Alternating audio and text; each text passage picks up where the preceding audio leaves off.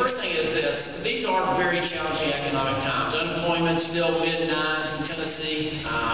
We have a state budget that's 4.5% smaller than it was last year because we lost some federal funds. These are challenging times. But as a state, we start from a real position of strength. As a measure of financial strength, one thing you always look at is debt. There's some banks here represented, I know. Debt per capita in Tennessee, what you owe is your share of the state's debt being the general obligation of the state plus the pension fund liability. You've read a lot about pension funds being underfunded. We're second from the bottom, so we have the second healthiest debt per capita that you could. In taxes, total local and state sales tax, Tennessee's third from the bottom being the cheapest tax burden. So we start from a place of low debt, low taxes, which is a great place to compete from in a very difficult environment.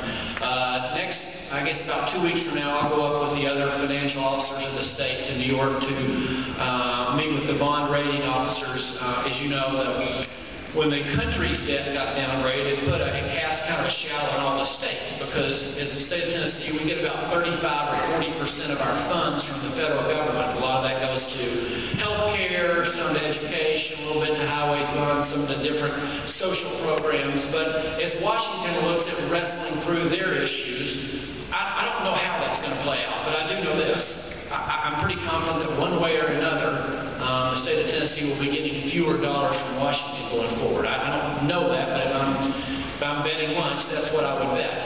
And so that kind of casts a question to the rating agencies. But we think we have a great argument to make that we know how to make those hard decisions. Last year, in the very partisan environment that's sprung up, it's horrible in Washington, and it's a little better than that here, but it's still a very partisan environment. In a budget that we had to cut 4.5% because we lost a lot of the federal funds, the budget passed unanimously. Every Republican, every Democrat in the House and the Senate voted for it, even though it was smaller than it was last year, which I think shows that our General Assembly understands that we're going to have to make hard choices going forward. And the point that I will make to the rating agencies is that kind of mature, adult vision of how we deal with issues, I think, is exactly what will sustain Tennessee going forward.